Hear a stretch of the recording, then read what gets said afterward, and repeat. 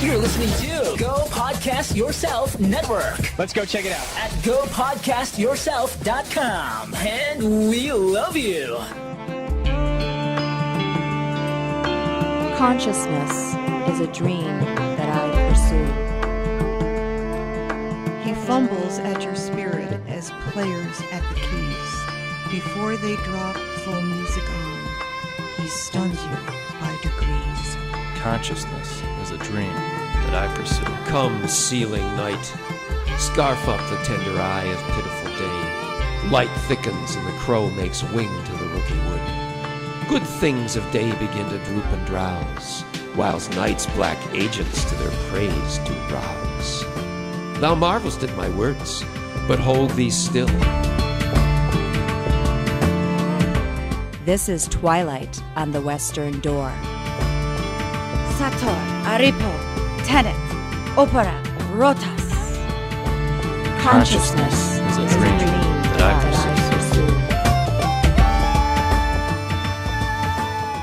pursue. This is Mason Winfield, the host of Twilight on the Western Door, our program of discussions and interviews with cutting-edge scholars into the roots of the spiritual, the supernatural, and the paranormal. I've been a specialist in subjects of the paranormal for most of my adult life. As a kid, I found myself sensing that the established picture of the world was not everything. I read a lot of supernatural literature, horror, fantasy, folklore, and science fiction. I remember avidly reading about ghosts, Bigfoot, mystery monsters, paranormal oddities, and all other sorts of true as opposed to literary terror tales. As a paranormal generalist, I have to keep up with all the developments, though I have to confess that the subject of our next guest's true expertise, UFOs, was probably the least captivating to me of all the paranormal's many subject areas. I may have been underestimating things as well as missing the boat. I guess I, like many, stereotyped the very diverse and elaborate UFO mythology by its least profound, most sensational elements.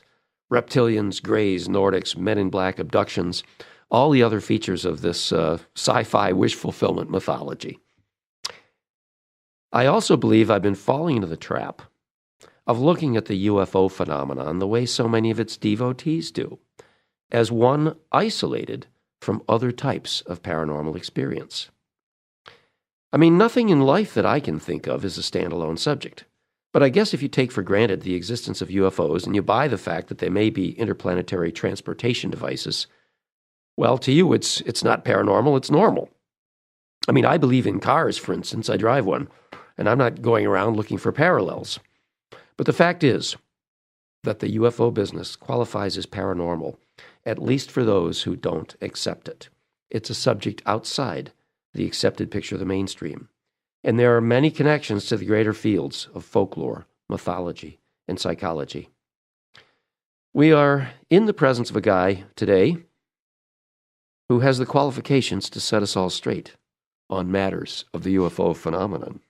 Tonight we are honored to have as the 8th guest of Twilight on the Western Door, the researcher and physics professor, Dr. Phil Haseley. I first met Dr. Phil, I think, 10 years ago at one of our lectures in East Aurora.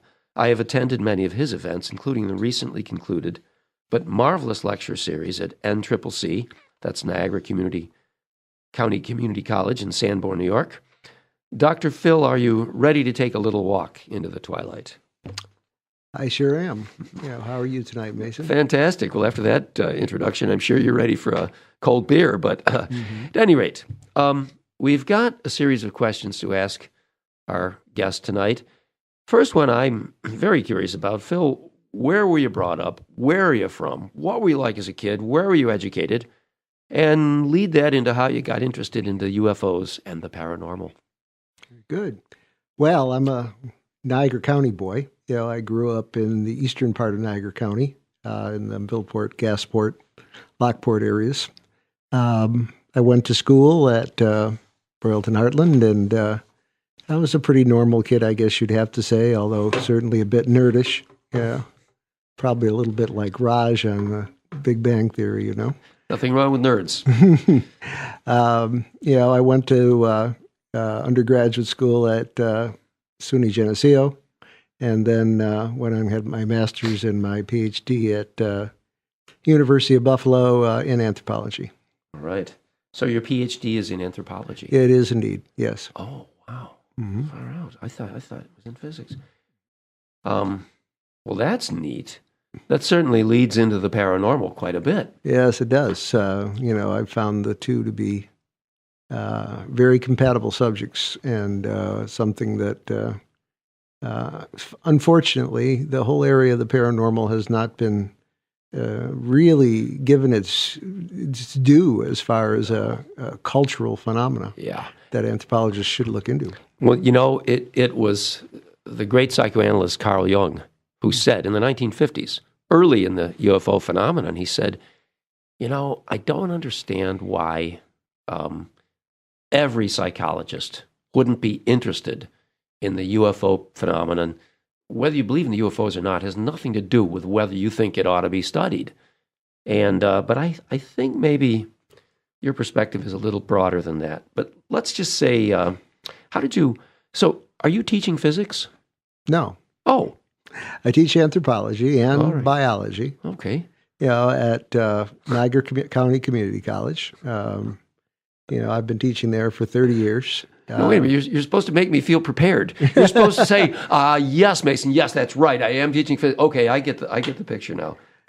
I do teach, when I teach my course on the paranormal world, I have to touch on physics, and not just a little, in that particular course. Yeah. So, to that extent, I guess I'm involved with physics. Okay, well, I feel a little bit better now. Yeah. Anyway, Phil, I'm curious, how did you get drawn into the UFO business? Would that be and that's a very general word, but I mean, you're into the discipline, and you also have a strong association with Mufon, the Mutual UFO Network. Can you talk about that a little bit? Well, I actually got interested in UFOs as a preteen, when I was in 8th grade. I had a book assignment to review one book of my choice, and I happened to come across a book by a very famous ufologist by the name of Donald Keyhoe, one of the founders of the field, actually. I was fascinated by the book because Keyhoe not only talked about UFO reports, but he presented evidence, including his personal contacts with military officials and with governmental officials, and his interactions with them were pretty eye-opening. But I think what made it most of interest to me was the fact that when I talked about this book, to my professor, who was otherwise a very open-minded person, that person immediately said, "Well, this is science fiction. There isn't anything to this." Which to a person who's always been kind of a enigma addict, that is like saying waving a red flag in front of a bull, So from that point on, I was interested in that. I had a lot of other things to do in between, but didn't have a chance to pursue it much. But later, at the college, as I grew on in years, and the subject came up and relevant to a thing called we had a thing on repressed memory, a conference on memory issues at NCCC, and we took on the alien abduction thing, pro and con, with some of the experts in that conference, some of whom maintained it was a kind of a false memory syndrome type of issue. It's interesting that you're chatting about memory. I can tell this is going to be a discussion because I'm getting so many ideas this fast. But, in my work trying to understand ghosts and my interviews with eyewitnesses and stuff, I have done a bit of digging into the subjects of memory. And it really is interesting because a lot of things, some of the things people tell me they remember they couldn't have. Mm-hmm. But then there's a lot of things they tell me that they could have. How did you get into Mufon? Well, I was invited to join by the director of Mufon at the time, because I wrote him a letter rather scathing of Mufon's annual report, and I thought it was poorly edited and kind of a bad representation of UFO, the study of UFOs. And I kind of wrote him a nasty letter, and he basically said, "If you can do better, then join Mufon and do it." And so he installed me as the local section director here in Western New York. Oh, you've done well. Yeah. Now, Mufon is a nationwide organization. It's an international organization. International. Now. Yeah. And they keep pretty good records of UFO sightings. Oh, yeah. Yeah, they are pretty scrupulous about taking down reports, putting them in a computer database. And I'll give them credit. They have massive numbers of reports. We're talking about probably 150,000 reports. Well, now, do they filter them or just testimony? Well, we investigate them. I mean, that's what investigators are for. We have a team of investigators across the country, or they have a team of investigators, of which I was one for a time. And they go about talking to the witnesses, filling out the reports, asking the pertinent questions, seeing to that it gets into the database, and so on. It is you're going to be fully recorded if you report it. Mm-hmm. Well, I think that's good. You know, I mean, if you're going to make a statement, it's good to be out there with it. You know, I've been to a couple of your gatherings. Excuse me. And one of the things that interested me the most was the number of Native American people that were it was like 50% Native American. And and as I reflect, you don't usually associate the UFOs with Native American people, but one of my Seneca friends said this to me once when I was doing a talk at the reservation in Salamanca. She said, Native people love spooky stuff. That's great. I would agree with that. I have a number of Native American friends, including, actually an adopted mother, since I was adopted as a Cayuga person. Recently, Does this lady live in Niagara Falls? Yeah, I live in the Niagara Falls area, right. And the lady who is a Cayuga woman that I got to know. And Small Voice. Yeah, Small Voice. She's lovely. She's giving a talk at our conference in about 2 weeks. Yeah, I will be here. Oh, fantastic. Yep. Need your dinner order. You got to tell me what you're having for dinner. We'll talk later. She's my adopted mother. Oh, fabulous. Anyways, they do like spooky stories, and they usually got a whole bunch of them to tell. They do.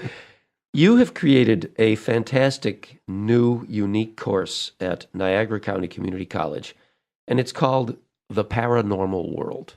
Mm-hmm. Well, how does that operate? Well, the course is a combination of parapsychology, which studies from the psychologist's point of view the phenomena of the paranormal, and particularly in laboratory studies of the paranormal. Human. Yeah. The human paranormal. Correct. And anthropology. And what it tries to do is look at paranormal beliefs in cultures across the world, bringing in the anthropological element. And I also bring in the laboratory studies on the paranormal and try to do a survey of various paranormal phenomena, what basically holds them together, what's distinct about them. So is it mostly a parapsychology? No, course? It's not. It's I would describe it as a true hybrid of anthropology and psychology, a little physics mixed in, a little bit of biology, basically history. Yeah. It really is a challenging course for me to teach because it takes a tremendous amount of bringing in different. Oh, you've got to be a multidisciplinarian. Right. That's why so many of the skeptical rebuttals are some of them anyway, don't carry a lot of weight because the debunkers are out of discipline.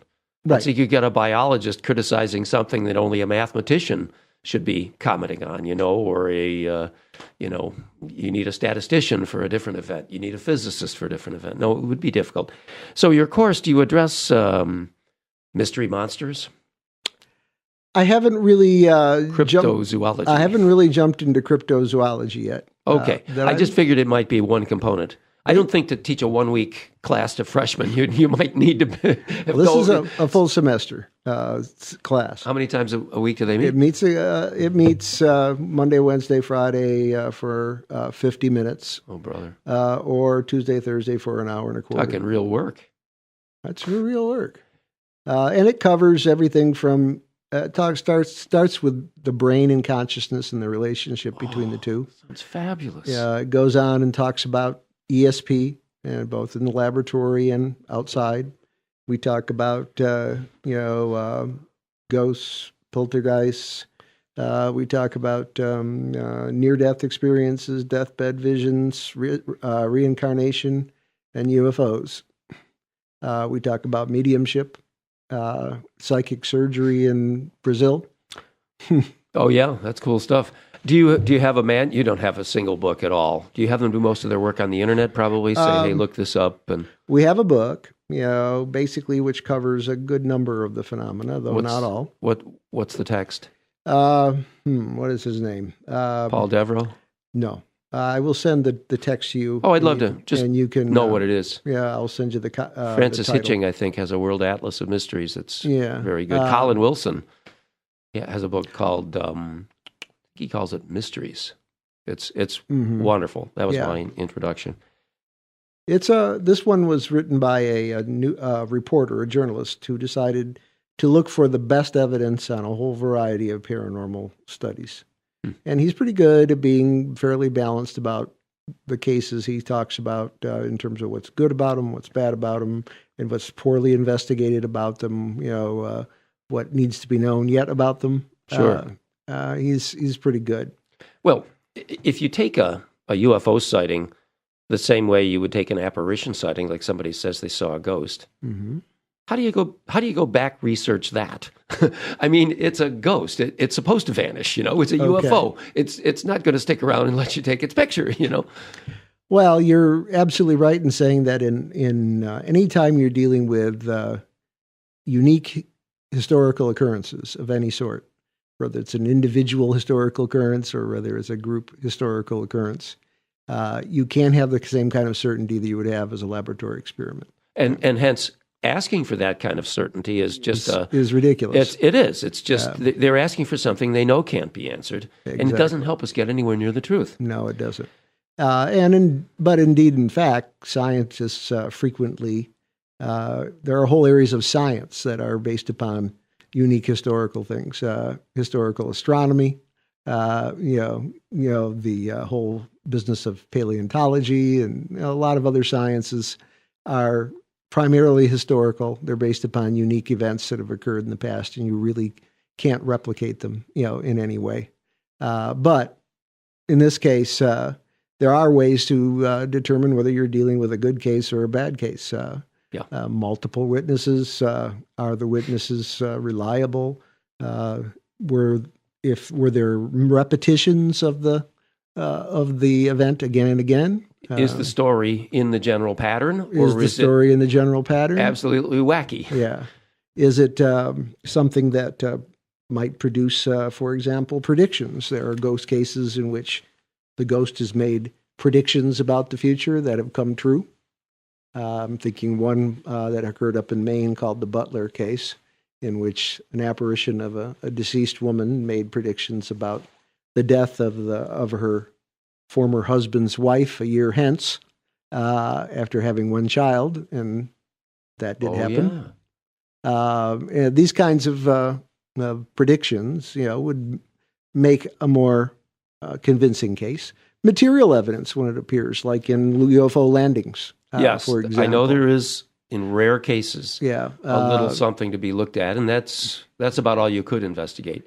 You have that kind of thing, and of course the effect on the witnesses and their emotional and psychological well-being. Yeah, I'm sure we'll get to that in a minute. For now, I'm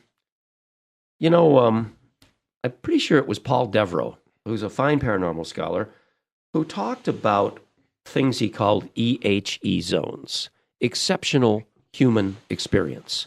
Places where people just think funky things happen, places where people say they see things. Now, from my perspective, a haunted house can qualify as an EHE zone, and very often there's a pattern there too. But, would you say that there's a relationship between UFOs and other types of paranormal phenomena, paranormal experience? Are these high strangeness events, or could they be related in some way? Oh, I think so. I can't say for sure, what the common factor is at the base of them all. But in terms of some of the effects that occur between, let's just pick two, UFO and Bigfoot. It seems like an unlikely combination.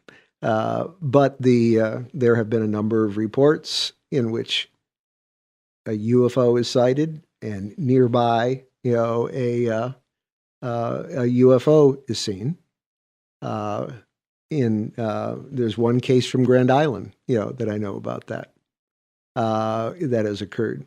Got a Bigfoot on Grand Island. Oh, yes. That's a new one for me. Must be a good swimmer. They apparently are. Hitched a ride. Yeah. Hitched a ride. But there's also some interesting things that go along with sightings of both those things individually. There's a lot of cases in which environmental, I guess you'd say, factors change in a way which are completely strange when UFOs appear, particularly at close encounters. You may have what's called the Oz effect, in which everything becomes quiet. Birds stop singing, normal noise factors stop. And it seems as though the person is in some kind of, vacuum almost. The same thing has been recorded in situations with close encounters with Bigfoot. No way. Oh, yes. Huh. Other things, it's well known that with UFOs, they may have a very strange effect upon electronic equipment, particularly radios, running automobile engines, stopping radios, going on the blitz, other in airplanes, the compasses going crazy and so on. There have been a number of reports of Bigfoot sightings in which electronics failed to work. Also, things electrical, as well. What does that say to you? Well,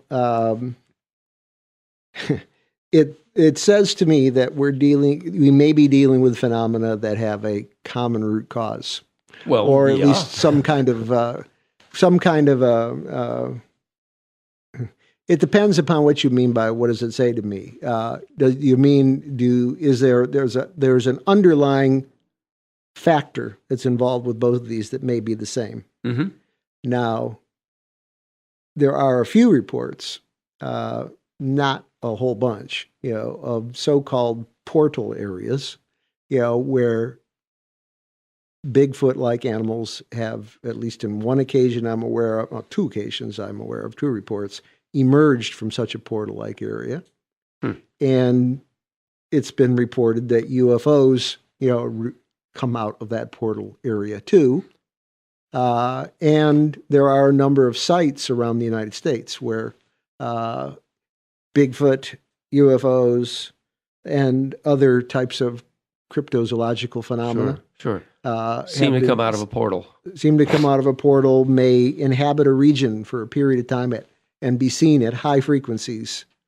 That would explain why there are flurries of sightings for short periods of time, and then there aren't any for long periods of time. They may go in and out of this dimensional. Sure.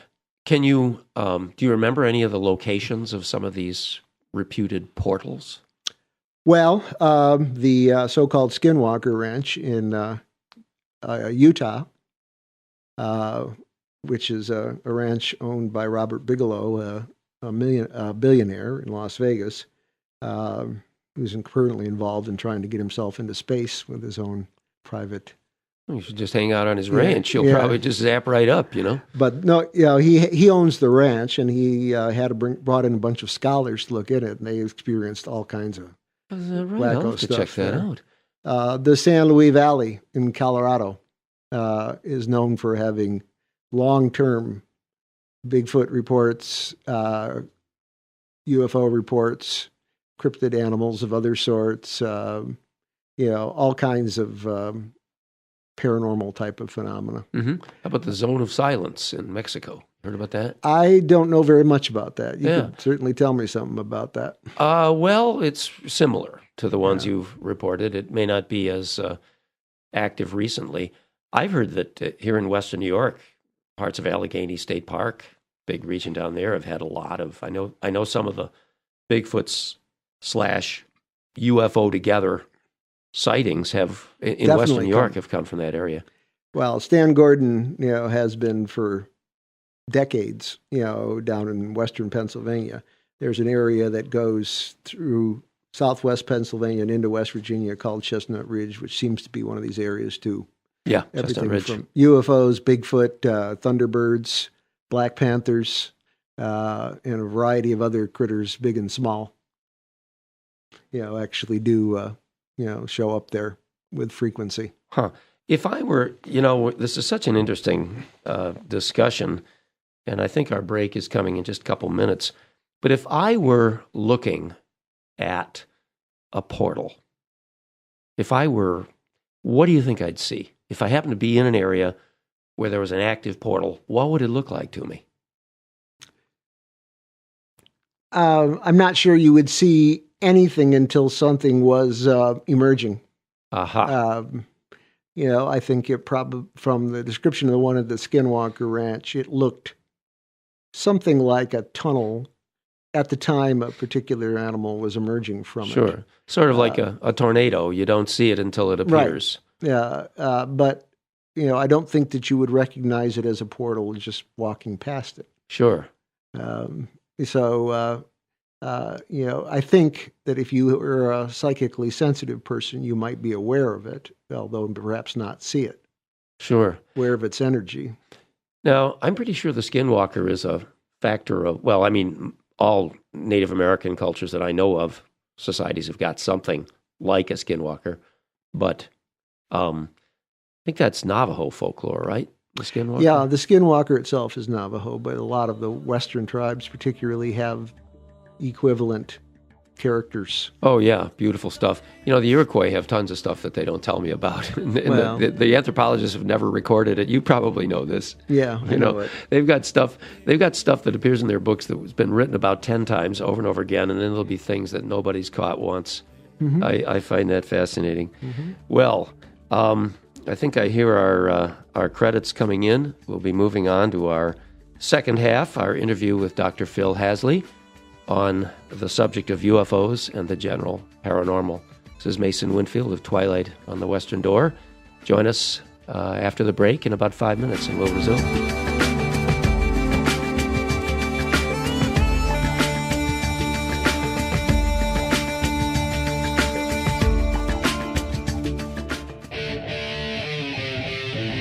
Mark your calendar. Concert for the Cause 3. We did so well for Concert for the Cause 2 that we decided that we had to go even bigger this time. Friday, September 25th, 2015, Hard Rock Cafe, Pittsburgh, Pennsylvania, as well as a 3-day festival in Sioux Falls at the Nickel Spot in Sioux Falls, South Dakota. You heard me right. 2 events, 2 different locations, same weekend. Chris Starr will be rocking it out at Hard Rock Cafe, and Anita Joystick will be rocking it out at the Nickel Spot. So come on down, and just remember, it's all for a good cause.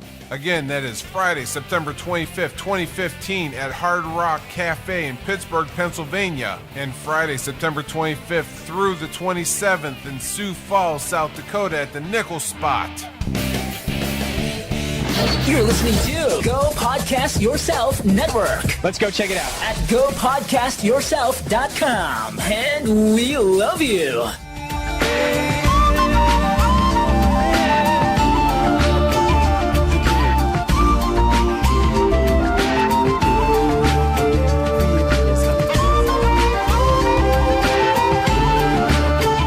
Mason Winfield again with Twilight on the Western Door, our program of interviews and discussions with cutting-edge experts in subjects at the roots of the paranormal.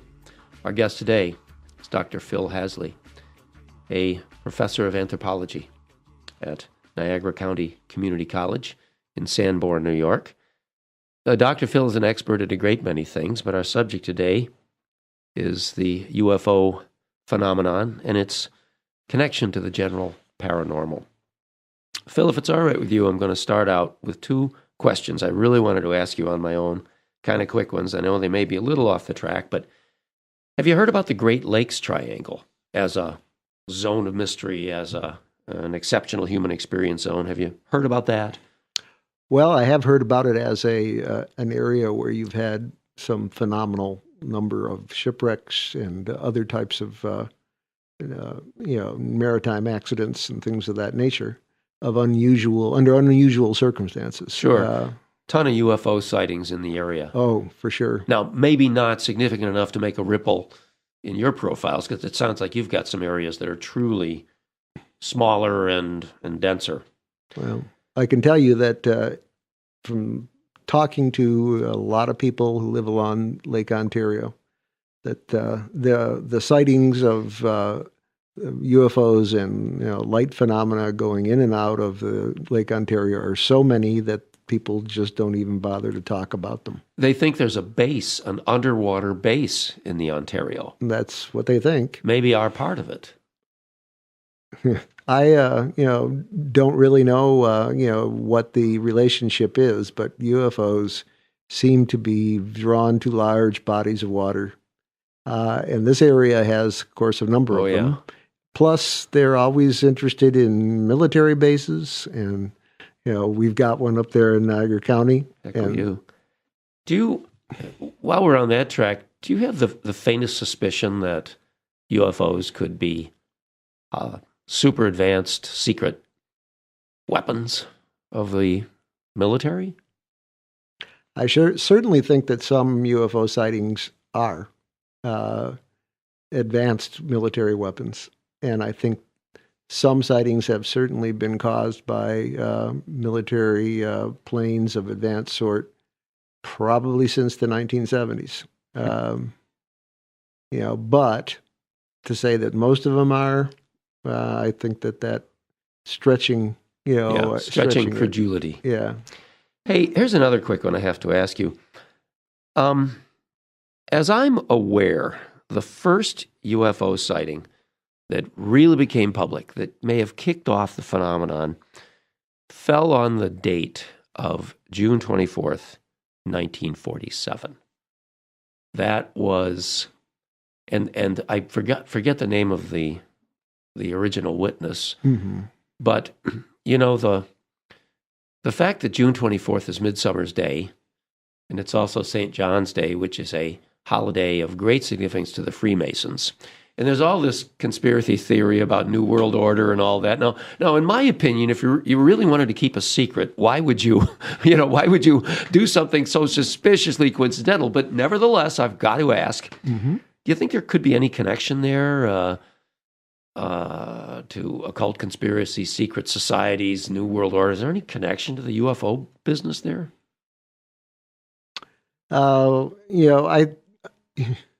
There may be all kinds of connections to things, occult, but I don't think there's a firm enough basis for any of those things to really come out and say, yeah, there, I know there's something there. Sure. I think in order to really find the connection, you have to make too many assumptions and pile too many mountains on top of each other to reach the on top of something that isn't proved yet. Right. That's what it usually amounts to. I know. I am an armchair scholar in occultism and conspiracy, and people are always coming up with these connections, and I'm always saying, well, yeah, but are they significant connections? Yeah. And if I wanted to keep a historic secret, it's hard enough to keep any kind of secret, much less a centuries-old one. So, Hey, Dr. Phil, there's a lot of controversy surrounding the idea that the extraterrestrials visiting the Earth may have done so for thousands of years, and that they might have influenced human cultural development. They might have even influenced human genetics. Now, I know there's a missing link in our evolution. We're narrowing it as we go, but what do you have to say about the idea that, the extraterrestrials could have affected civilization? They could have even bred humanity. Anything to that? Well, I'll just say this. One of the things that is taken for granted when we get into these kinds of discussions is the idea that the UFO nauts, if I can call them that, are necessarily extraterrestrials. And I've become less convinced over the time that I've been studying that we're dealing with extraterrestrials. It's always impressed me that the forms of these quote unquote aliens are always humanoid.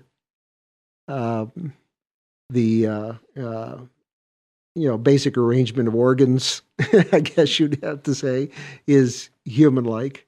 And the ability to communicate with humans is usually there in some fashion. To me, the likelihood of things humanoid evolving on two separate planets, separated by perhaps light years, strikes me as being different climatic conditions, maybe not even an oxygen-based life, Right. The fact that all the creatures that come here wouldn't be humanoid, strikes me as a bit on the unlikely side.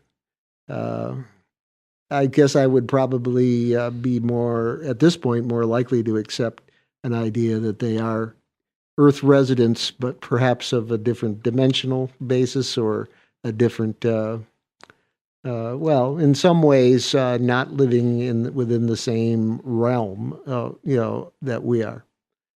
Without knowing a whole lot more about how to describe that, I'm not sure, I could.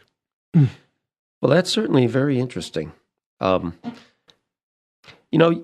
skeptics and debunkers, they seem to just get real vehement over the phenomenon of the alien abductions. Mm-hmm. I have to comment myself that the abduction experience has major parallels with folklore and mythology, particularly the state of fairy captivity, being taken by the fairies, which is probably most developed in the folk traditions of the British Isles.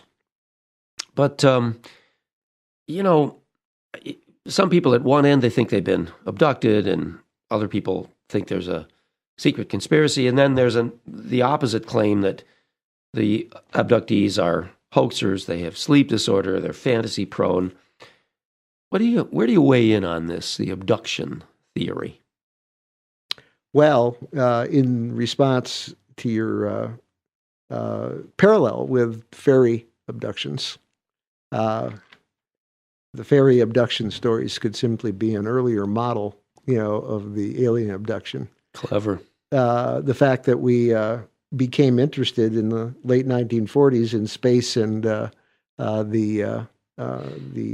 possible exploitation of it may have lent us to interpret things that in previous time may have been interpreted as fairies or other types of religion, paranormal phenomena. It would be reinterpreted in terms of aliens and outer space life. Yeah, the old timers who didn't have technology that was faintly analogous. I mean, they didn't have airplanes, right? TVs, microwaves. They would have had no way to process what they were seeing. Exactly. In terms of the alien abduction phenomenon itself and its reality, I think that most of the explanations put forward by the critics are very faulty. They are not very convincing. Number one, the business about sleep disorders and particularly sleep paralysis, which they frequently put forward as the reason for the alien abduction phenomena. I think I could tell the difference. Yeah, I think you could tell the difference. Also, about 40% of the alien abductions don't occur when the person is sleeping. They may occur when they're driving. They may occur when they're walking along So- a road. Do you believe this is happening? I believe something paranormal is happening to some Sure. abductees. Abductees differ, like everybody else. There are some of them I absolutely believe every word they tell me. And there are others, if they told me that the sun was going to come up tomorrow, I would check that out closely before I actually believed it. There are highly believable people, highly capable and educated people among them, and there are highly unbelievable people, and every shade in between. Sure. Same with ghost sightings. Yeah. Same with used car sales, probably. I mean, the same with any human endeavor. You get a spectrum. In the best cases, I think that there's something very paranormal going on. Whether the way it's being represented to the abductee is the way the phenomena really is, if there is or really is something that is not really possible for me to determine from the reports. Sure. I hear that in connection with UFO experiences, there's a lot of reported extrasensory experiences. I mean, people have, they get predictions, they have prophecies, they know things. Is this in your experience? It's been my experience that in virtually every case that I've interviewed, people who've had close encounters, and this is not just alien abductees, but close encounters with UFOs, have a history of, and will continue to have, other paranormal types of experiences.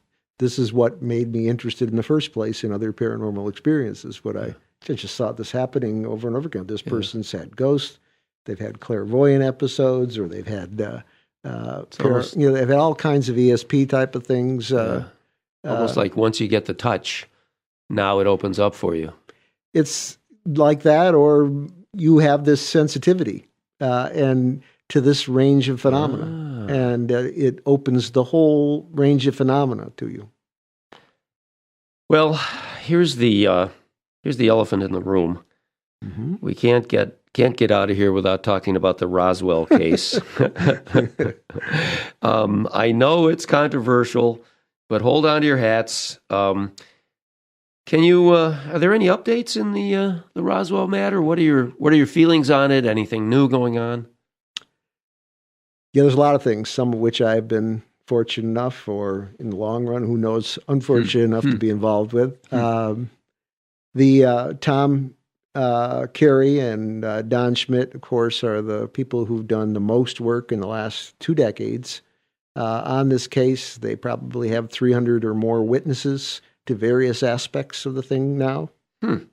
A number of deathbed confessions about collecting the remains of the craft, seeing the bodies of the deceased aliens, and other aspects of the case. They've done a bang-up job, and they recently, I think probably put the finishing touches on their research in their most recent book, which is about Wright-Patterson Air Force Base and the possibilities that it was involved with analyzing the craft and the remains and storing them there, and a variety of other things. One of the most interesting things, though, relevant to it, was in that book, was about things that were both coincidental in terms of the craft wreckage that were brought forward by the research of Schmidt and Carey. In 1947, after the crash had occurred, that June-July period, the federal government began putting out feelers to research institutes to look into finding a metal that had memory properties that could be bent, crushed, whatever, and then spring back to its original shape.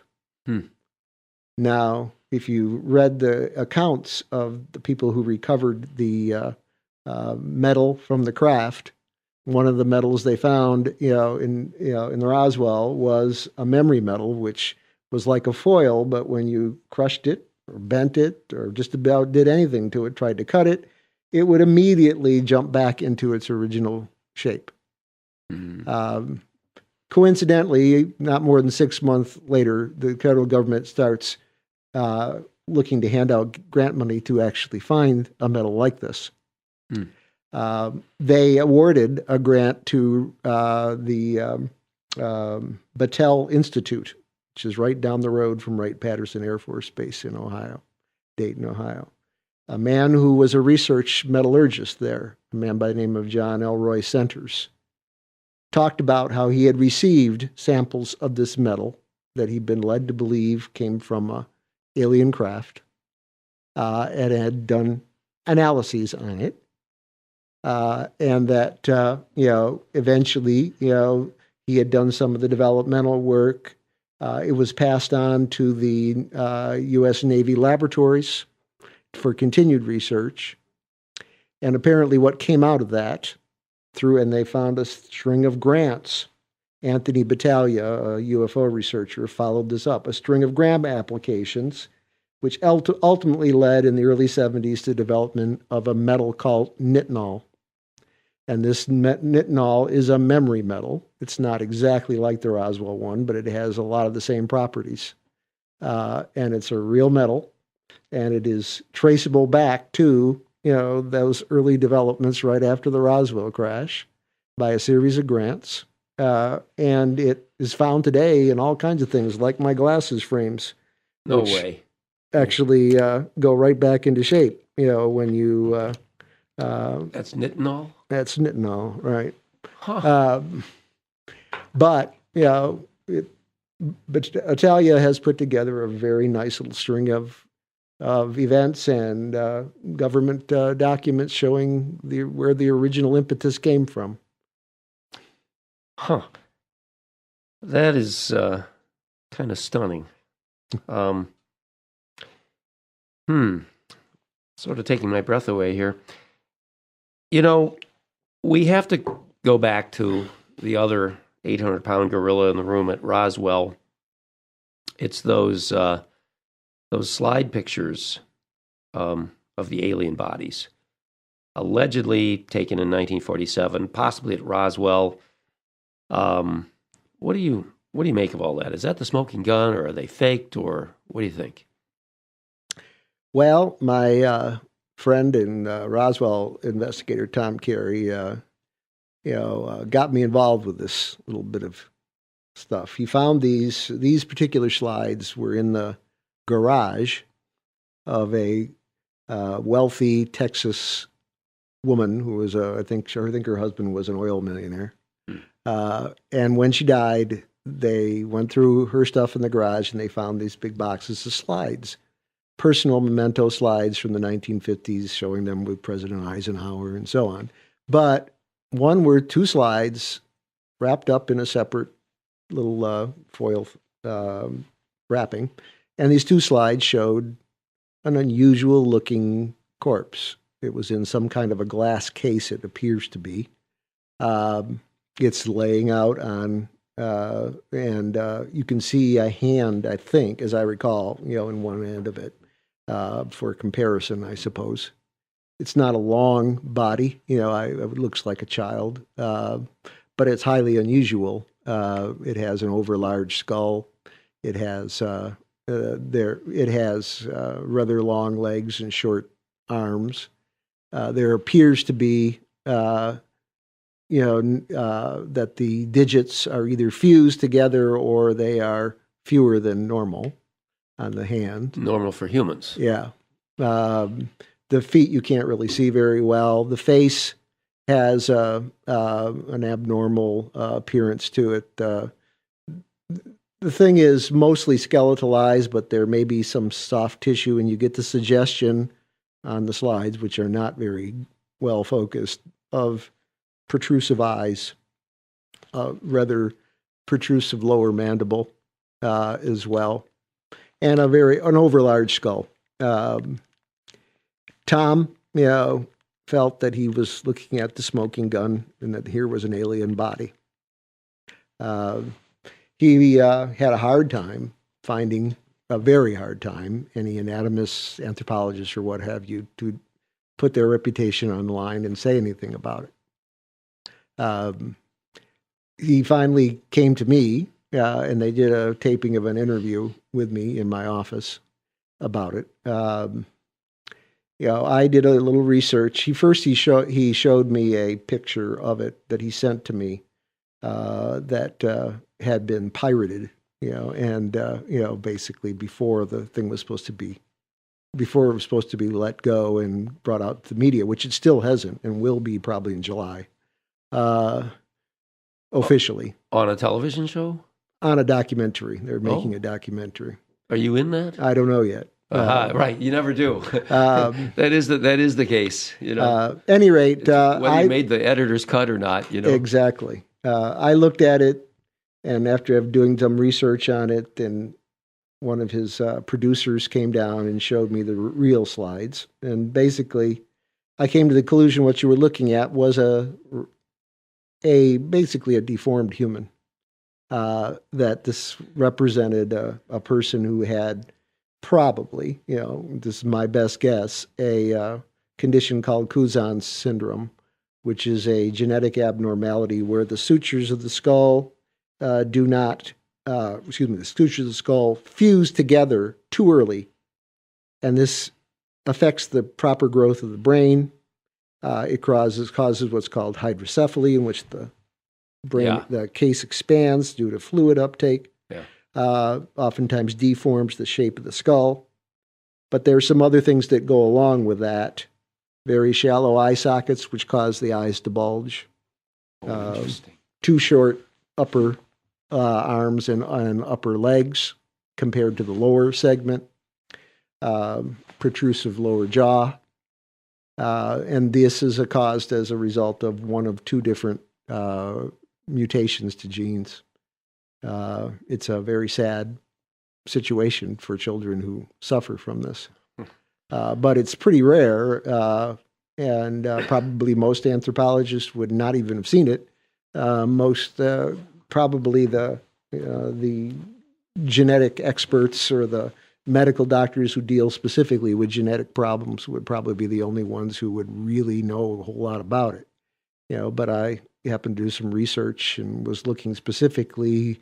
I had in the back of my mind, this could have something to do with abnormal suture closure. So I went through the medical encyclopedias and what have you, and looked for something that might resemble that. For all our listeners, that's a real researcher you're listening to. The guy went to the medical journals. Way to go. Well, so if it's probably got a natural explanation, it sounds as though people who wanted to advocate UFO, the contact from extraterrestrials, somebody that wanted to basically create a storm got a hold of it, and they took a picture of this poor person who resembled an alien, and then they may have tried to use it to validate a theory? I think the slide was found fortuitously in the collection of a person who was already dead. Okay. It got back to Tom, and remember, Tom has been working on this problem for 30 years. He's looking for validation, and to him, this had some of the characteristics that are typically described of aliens. Yeah, by the eyewitnesses. And, he's hoping for validation and to find the smoking gun that will give him credibility within the scientific community. Sure. Well, that wouldn't be my number one way of doing it, but at any rate. Hey, Phil, tell me about some of the best cases the most persuasive, the most interesting cases in our part of New York State. That's the western part. Okay.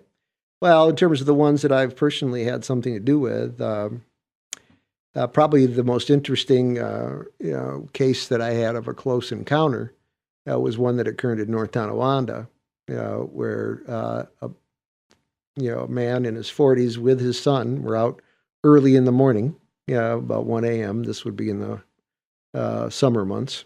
This must have been about 8 years ago. And they saw this huge triangular craft, which spanned a bigger area than both of the two neighboring yards. So it was at least a couple of 100 feet wide, just come silently, absolutely silently over top of their trees and their house, going in a northward direction. And, so slowly that, they could literally watch it just sort of crawl across the sky. It had, the typical lights, one in each corner of the triangle, and as I recall, an orange one in the center, and just crossed the sky. It was quite amazing. There was a third witness, but he didn't want to talk to me, which is very commonly the case. Well, I enjoy talking to you, Phil, and I'm sure our listeners do too. Yeah. Why would a UFO, if it wanted to stay hidden, why would it have lights on at night?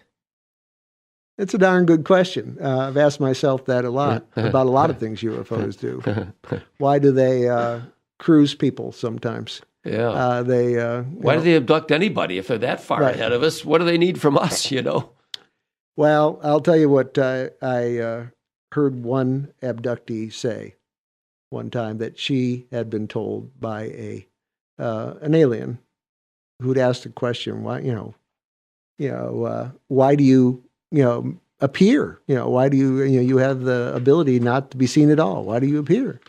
And the alien said to her in some manner or means, we want you to be aware of us, but not too much. Wow. So, well, I guess they're succeeding in that. Yeah. Well, we're nearing our end, and we probably ought to put a little dessert topping on this wonderful speculation we've been having. What would you say? Well, I'm going to quote from one of my favorite paranormal scholars, Colin Wilson, a fine British authority. It's Colin Wilson who, among others, has suggested that we probably will never have a single theory that explains everything in the paranormal. And I've got no problem with that. I agree with that, and I agree with it partly because the paranormal is in so many different components. I mean, I'm not expecting a theory of extrasensory perception to explain Bigfoot, to explain a vortex, to explain, a UFO sighting. But I'm just curious how you would react to the idea about this unified theory of the paranormal. Are we ever going to have one? Well, that's a little bit like asking the question, are we ever going to have a warp drive? I think the answer to that is that it isn't going to be for a long time, and perhaps more crucially, it's going to take, perhaps focusing in on not what is the unified causing, but where are these things coming from first. There may be a common dimensional origin for them that gives them some similar properties. That won't answer the specifics of the individual phenomena, but it might at least offer some insights as to some of their common, their similarities among them.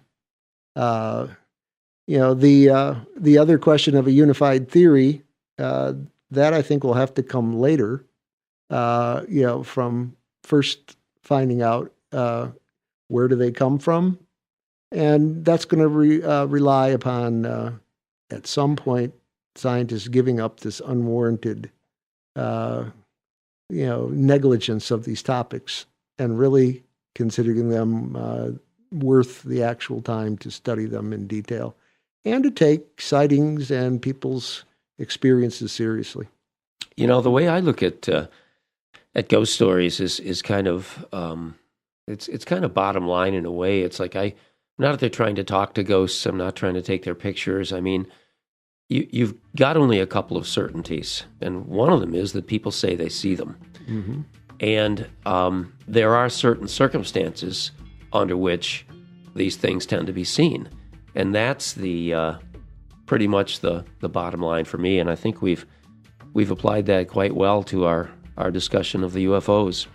I hear our very mysterious and entrancing closing credits fading in, for which we thank the Afro-Celt Sound System, a Scottish African fusion band that we admire so much.